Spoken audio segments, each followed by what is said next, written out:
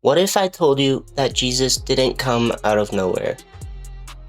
A lot of the things that Jesus said and did were predicted by prophets thousands of years before Jesus walked the earth. And once you see those connections, everything begins to change. Most people don't realize that Jesus and Joshua have the same name. In Hebrew, it reads as Yeshua. Joshua and Jesus only became separate names in later translations. Joshua's role in history is very specific. Moses led Israel out of slavery in Egypt. He received the law directly from God, but Moses couldn't lead the people into the promised land.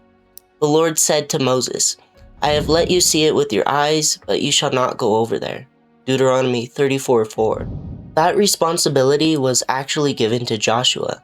The Lord said to Joshua the son of Nun, Moses' assistant, "Moses my servant is dead.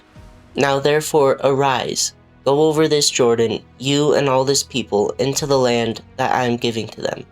Joshua 1:1-2. Joshua came after Moses. He came after the law was directly given. And yet Joshua was the one who actually brought the people into rest, into their promised land. And the Lord gave them rest on every side, just as he had sworn to their fathers.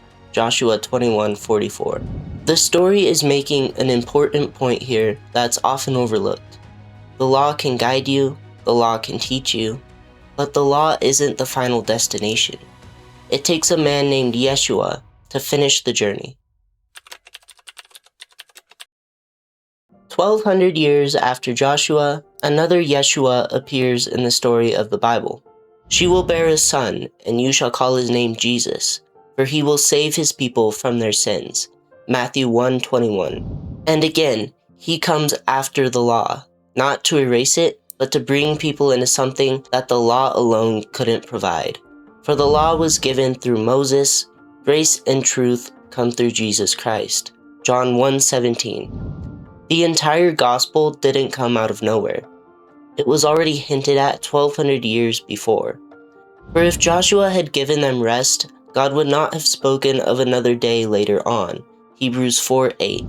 Now, you don't have to decide what that means, it's just worth noticing that the pattern is already there. The Ark of the Covenant wasn't just a religious object. It represented something way bigger. The Ark was where God's presence dwelled among the people. "There I will meet with you, and from above the mercy seat, from between the two cherubim that are on the Ark of the Testimony." Exodus 25:22. It was the place where heaven and earth overlapped.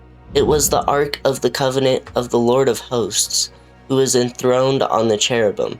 1 Samuel 4:4. Inside the Ark were three things: a golden urn holding the manna, and Aaron's staff that budded, and the tablets of the covenant. Hebrews 9:4. Firstly, there was the golden urn that contained the manna, the bread that sustained Israel in the wilderness. The people of Israel ate the manna 40 years till they came to a habitable land. Exodus 16:35. Second, there was Aaron's staff, which represented priestly authority. The Lord said to Moses, "Put back the staff of Aaron before the testimony to be kept as a sign for the rebels." Numbers 17:10. And lastly, there were the tablets of the law which God had given to Moses. And he gave to Moses, when he had finished speaking with him on Mount Sinai, the two tablets of the testimony, tablets of stone, written with the finger of God. Exodus 31:18. So inside the ark, you have the law, provision, and mediation between God and humanity, all in one place. The ark wasn't something that you could casually approach. The Lord said to Moses and Aaron concerning the sons of Kohath, who were assigned to carry the ark, "They must not touch the holy things, lest they die." Numbers 4:15. And the ark was extremely holy, arguably the holiest physical object in the entire Bible. After all, the ark rested in the most holy place. The Lord said to Moses, "You shall put the mercy seat on the ark of the testimony in the most holy place." Exodus 26:34. Once a year, Atonement was made at the ark. The Lord said to Moses, "And the priest who is anointed shall make atonement for the people of Israel once in the year because of all their sins." Leviticus 16, 32 through 34. Israel's highest priest entered God's most intense zone of holiness and covered the people's sins with blood so that they wouldn't be destroyed by God's nearness. The Lord commanded that he shall kill the goat of the sin offering that is for the people and bring its blood inside the veil, sprinkling it over the mercy seat and in front of the mercy seat. Leviticus 16:15. Now, it was also known that this ark would one day disappear from the story. The Lord said to the prophet Jeremiah, "And when you have multiplied and been fruitful in the land, in those days, declares the Lord, they shall no more say, 'The ark of the covenant of the Lord.' It shall not come to mind or be remembered or missed. It shall not be made again." Jeremiah 3:16. And sure enough, the Ark of the Covenant disappeared from the narrative sometime around 600 BC. It was last mentioned during the reign of King Josiah in 2 Chronicles, and it was never mentioned again. But when Jesus came around 6 centuries later, everything changed. Jesus tabernacled among us, and the Word became flesh and dwelt among us, and we have seen his glory. John 1:14. The Greek word that is translated as dwelt, skenoa, literally means to tabernacle, or to pitch a tent. Now, in the Old Testament, the tabernacle was the structure that was built around the ark. The Lord said, "Let them make me a sanctuary, that I may dwell in their midst." Exodus 25:8. And that sanctuary is where the ark rested. So symbolically, when Jesus became flesh and tabernacled among us, he became the place where the ark rested.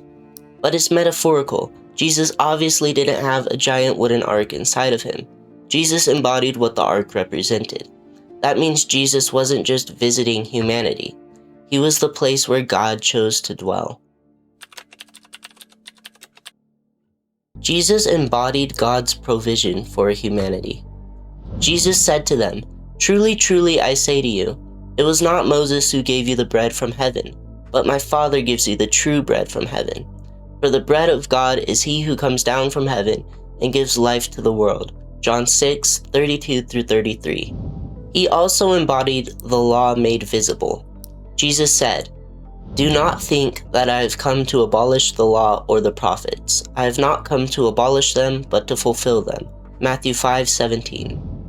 And he even embodied mediation between heaven and earth. Jesus said, "Truly, truly, I say to you, you will see heaven opened and the angels of God ascending and descending on the Son of Man." John 1:51. The ark wasn't just a holy box. It was a concept. The idea that God would choose to dwell with his people in a tangible way. When the Ark of the Covenant disappeared, it was only a matter of time before God created another way to reach his people. So when Jesus shows up and is described in these same terms, that idea doesn't come out of nowhere.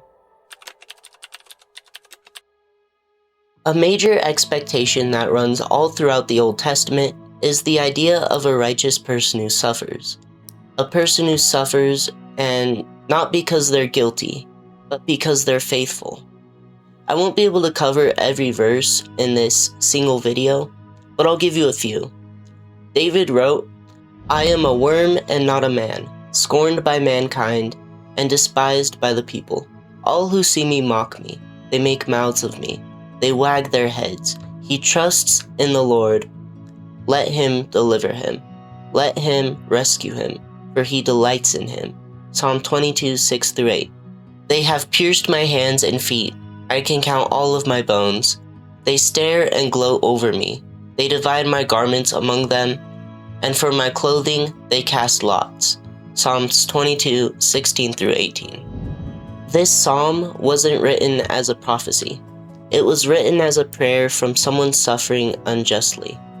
And the prophet Isaiah wrote, "He was despised and rejected by men, a man of sorrows and acquainted with grief.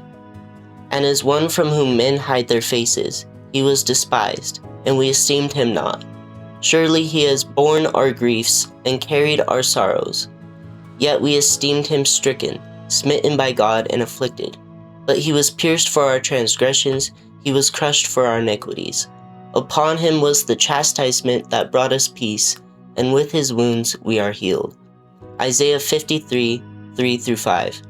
He was oppressed and he was afflicted, yet he opened not his mouth, like a lamb that is led to the slaughter, and like a sheep that before its shearers is silent, so he opened not his mouth. Isaiah 53:7. This servant doesn't fight back, he doesn't retaliate, he suffers quietly.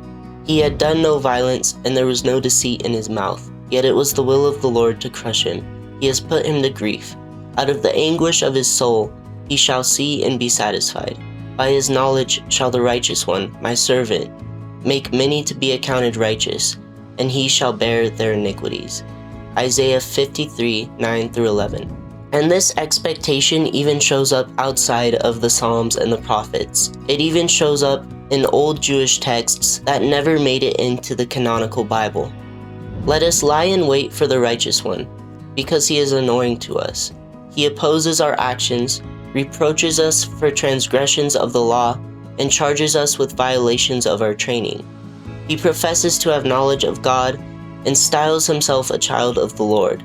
To us, he is the censure of our thoughts. Merely to see him is a hardship for us, because his life is not like that of others, and different are his ways. Wisdom 2, 12-15.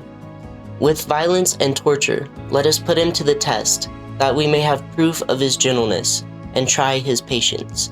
Let us condemn him to a shameful death, for according to his own words, God will take care of him. Wisdom 2, 19-20. So when Jesus is rejected by his own people, mocked, condemned, despite his innocence, and when he suffers without resistance, he isn't just a random role. He fulfills a very clear expectation that was already there. Whether you believe that these texts point to Jesus or not, it's difficult to argue that the idea of a suffering righteous servant suddenly appeared in the New Testament. The entire Bible appears to have been leading up to the moment when Jesus appeared. And that really changes the way I view things. The function of the temple is now in Jesus. Most so-called prophecies in the Bible aren't predictions at all. They're vague poetry dressed up as foresight. The Bible's not all predictive, but the Bible is all fulfilled in Jesus. Once you see it, it's hard to unsee it. When you've made these connections, the Bible makes a lot more sense. It's not just a story of salvation. It's a story of God's connection with man from the beginning of time, and that connection never ceased to exist. It was there all along. Only 9% of my viewers are currently subscribed, so if you enjoyed this video and you want to see more content like this, do me a huge favor and hit that subscribe button. Hit the like button too while you're at it. You're a real one if you made it this far. Here's another video that YouTube recommends.